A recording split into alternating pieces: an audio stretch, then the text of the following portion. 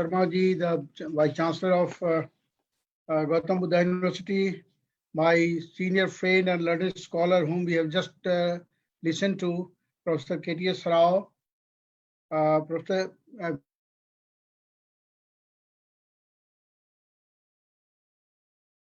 Venerable Dhammapriya, Venerable Dr. Medagoda Abhayatissa, Venerable Dr. Thit Hong Yan, Professor Vimlendra Kumar, Dr. Arvind Kumar Singh, and in the beginning we had heard the welcome address by Professor Surendra Kumar Singh ji and all other members of the organizing team as well as all the scholars participating from all over the world. It is indeed a great occasion to be with you and think over the problem of humanity that we are facing today, in particularly in view of pandemic situation. The topic that you have chosen, the global well-being in the tenets of ancient Indian traditions with the special reference to Buddhism, is a very relevant topic. And when we find or look at the Bharatiya system or Bharatiya cultural tradition and philosophical ideas, I remember that Bharatiya tradition has always wished and prayed for the peace and prosperity in the whole, not only in the different countries, but in the entire globe or entire universe. I would like to chant the Shanti Path mantra. Om Dev Shanti, Antarikshak Gong Shanti, Prithvi Shanti, Apah Shanti, Oshadha Shanti, Banaspatah Shanti, Vishwe Devah Shanti, Brahman Shanti, Sarvagang Shanti, Shanti Reva Shanti, Sama Shanti Redhi. We pray for peace to everybody, not only human beings, not only mobile or immobile creatures, but even for peace. So that is the idea that universalize the Bharatiya tradition. We find number of seers and seekers who are after attaining the supreme knowledge, who are after attaining the permanent solution of the human suffering. I find the Buddha is one of the tallest personalities. He is a product of Bharatiya culture, a Sanatan tradition. And when he, of course, he was born in a royal family, and whatever things were available of worldly pleasure, they were available to him also. But he was not an ordinary child. He was every time it seemed that he was just in a pensive mood, thinking over some problems very seriously. It was not known to the people at that time, but his parents always tried to divert his attention towards worldly pleasure, but they could not succeed. And at the age of 29, he left his household life. We know very well the four scenes that he had seen, the old age, the diseased person, the funeral procession, and a mendicant. Although different scholars give interpretation of different types of interpretations, but people generally went to Vaishali, got training of meditation under the learned scholar, Sankhya scholar of his time, Alar Kalam, and reached a certain point, but he could not get satisfied. Then he moved to Rajgir, the then capital of Magadh Empire. Then again there also he got training, further training under the learned scholarship or learned uh, guidance of Udrak Ramputra, but he could not get satisfied and he moved to Bodh Gaya. We all know this very well, and he got the solution of the problem of suffering at the age of 35 that we know, and he became the Buddha. So all these are repetitive, no need of repeating these facts again and again. What I want to emphasize, and I always emphasize, that when he uh, set into motion the first Dharma Chakra at Sarnath, and the number of his disciples rose up to 60, and all of them attained Arhathood. They became Jivan Mukta. They became all free from all passions, all ignorance, all biasness. Then that was the Mool Mantra, that was the gist of his saying, the objective of life. Charatha bhikkave charikam bahujan hitaya bahujan sukhaya lokanukampaya athaya hitaya sukhaya devanusan.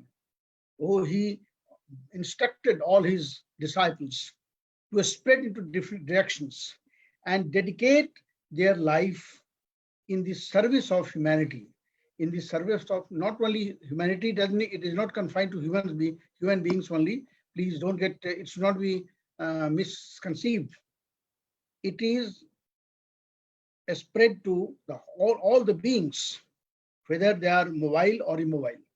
So the Buddha always emphasized that, and he instructed his disciples to dedicate their life in the for the well-being of all, not only human beings. He included even gods, deities, those deities who are not usually visible to us, to human beings. But since they have, his disciples had already attained the supreme stage of Arhat, purification, so they had earned that much power to do good, even to go to deities. And although because of certain misinterpretations, or sometimes not have proper studies, are many scholars who are confined to materialism only, they fail to understand the real meaning of Buddhist philosophy, and they apply only to our material life only.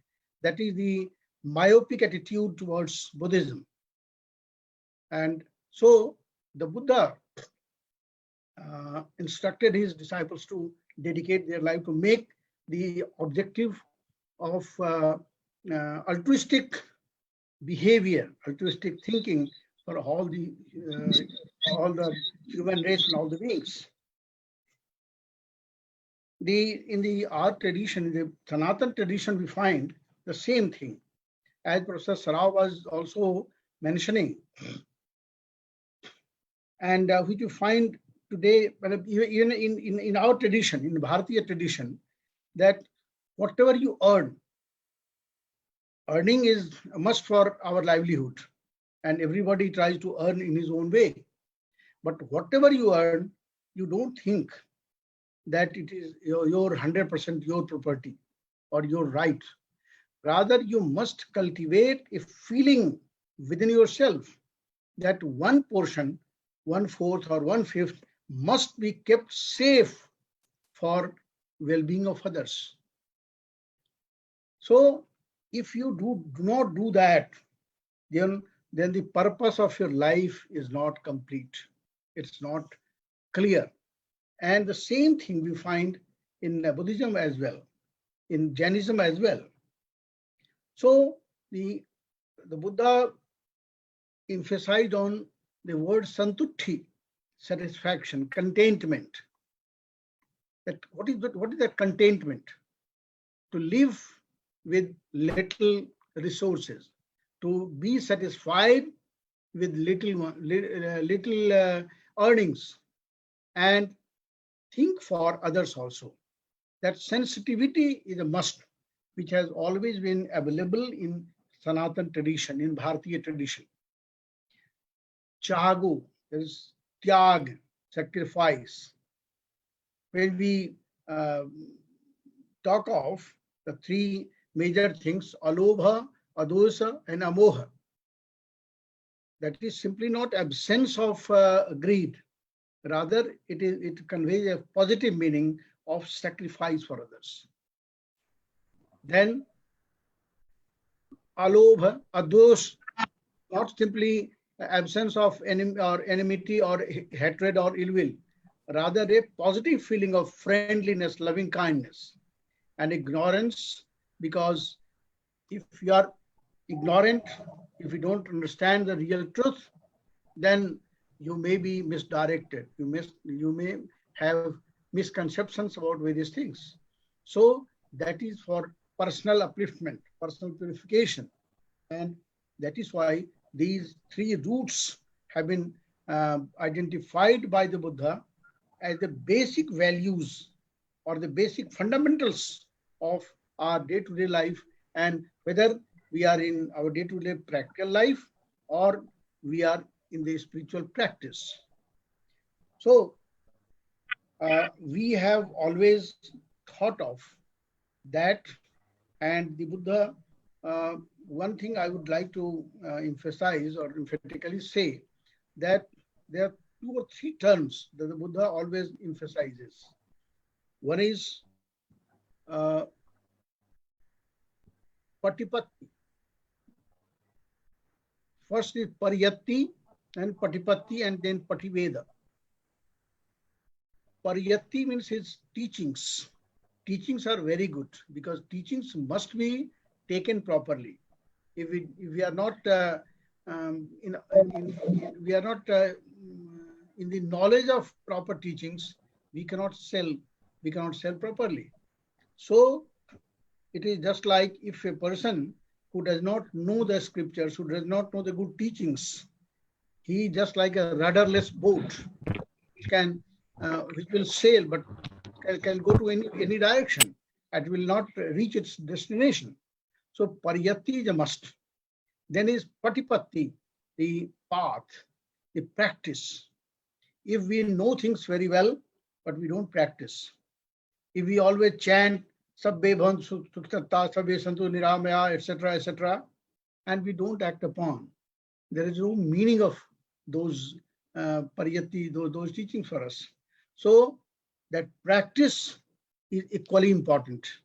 That is why in the Dhammapada, we all of us know that in the very first chapter of Dhammapada, you kindly remember the 19th and 20th verse. Bahum piche sanghitang bhasamano natak karo hoti naropamatto gopo bagavo ganayang paresang na bhagava samayas hoti. Even if a person recites a lot of scriptures, a lot of good words, but not act upon, then his life is meaningless. He cannot enjoy, he cannot attain the fruits of moral life or spiritual life. And in the next verse, he says, Appan piche sangitang bhasamano dhammassa hoti anudhammachari ragang cha dohang cha pahaya mohang sammapajano suvimatta chitto anupadiyano idava hurangva sabhagava samaya soti. Even if a person recites a little bit, but acts upon and it tries to overcome the greed, the enmity and ignorance, he is the real person to enjoy the fruits of saintlyhood or such things, moral life. So that way, we find the Buddha is very much clear about the practical or daily problem of people, of human life. He says, Jigacha Parmaroga, that hunger is the real big disease. Sankhara Paramadukha, all these five aggregates are they are the real cause of suffering. ये आवाज करायचा नाही. Teach. He always talks of developing a sense of sacrifice, a sense of contentment. So now I will not go because I have been given 10 minutes time only, and I have to sum up. So we find that in the age of globalization, this economic and trade and commerce, we have done a lot. Communication, we are very close. Now, my friend Thitnatu is sitting in Vietnam. Many friends are sitting elsewhere, some in Thailand, some in other countries, but we are together. We are on the same platform. So this is the result of the marvelous development of communication. And even in the age of this pandemic situation, this much is very fine. This is okay. But we should think of culture.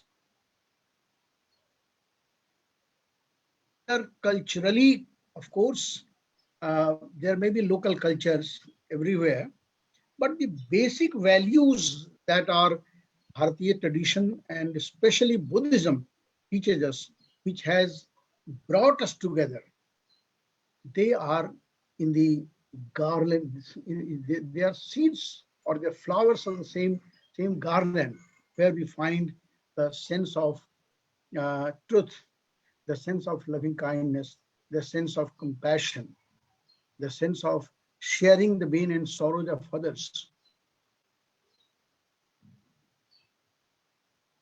Fundamentals of Buddhism and in particular, and in the whole Bharatiya tradition in general, we must try to understand the pain and sorrows of others, and we must have a sensitivity to share social and emotional globalization. So I always believe, and I always speak, and I always wish that we should try to develop such a sensitivity. That is why the Buddha has been told as the light of Asia, but sometimes I say that he is not only the light of Asia, he is the light of the whole world. And today we find Buddhism is a religious faith which never believes in forcible conversion. Even if a person, not formally a Buddhist, he has not undergone the formality of ritual and sharan, etc. But if he believes in the Buddha's teachings, if he acts upon that, he is the real Buddhist, whether by conversion or not. So, and even if a person has converted, but does not act accordingly, anik kasavo kasavang yot vathang paridhesati apeto dhamma satchena naso kasavam marati. The Buddha himself said that even if a person puts on a yellow robe but does not act accordingly, does not obey the instructions involved in them, so he is not a real Buddhist. So that's why Buddhism is one of the very few religious faiths which has never forced anybody to accept Buddhism. Even the Buddha was one of the rarest personalities who himself told that, okay, whatever I say, don't believe blindly. Don't accept my words blindly. You, first of all, you must listen to me. You think over it. If it is convincing to you, if you feel that it's okay, reasonable, only then believe me, only then follow me, otherwise you reject it. That was the revolutionary idea or revolutionary personality of the Buddha, who always talked about that. And this is the reason Buddhism spread not only in different parts of Bharat, the entire South and Southeast Asia, Northeast Asia, Central Asia, and today we find a large number of people even in Europe, America, Africa, etc. This is the beauty of Buddhism, which has a number of people throughout the world. And I wish that let us not simply chant the teachings of the Buddha, let us try to practice upon them. In the present situation of this Corona-19 and pandemic, we have this problem. We have been instructed by our governments to have to keep a social distancing, but I always believe that, of course, this is the immediate problem. But we should always think of emotional bondage. Of course, we may be different, we may be at a distance, but we should not feel uh, at distance by heart. Our heart must share the problems of others. We must try to help others, uh, if possible, by financially, if not financially, emotionally, even sentimentally. So that will be the binding force, and that is the message of the whole Bharatiya tradition, whole Bharatiya culture, including Buddhism. So that's why, once again, I wish that Bharat has always believed in cultural bonding, or to bring the whole humanity culturally one. And that is why Bharat has always believed in uh, Vasudhaiva Kutumbakam, the whole universe, the whole world is our family. We may be uh, different in looking, we may have different food habits, but we are all human beings, and all the Bharatiya traditions have believed in that. Buddhism has rather um, surpassed all, and it has grasped the whole, it has encompassed the whole world. And I believe, I wish that let us think of those teachings of the Buddha, those teachings enshrined in Jainism, those teachings enshrined in other traditions of Bharat, and that will be the real meaning of our webinar. I am at the end, I express my gratitude to Dr. Arvind and his whole team, Professor Sharma, Bhagwati Prasad Sharma ji, for taking this initiative to bring the whole scholarly world together on this platform to think over the global well-being, the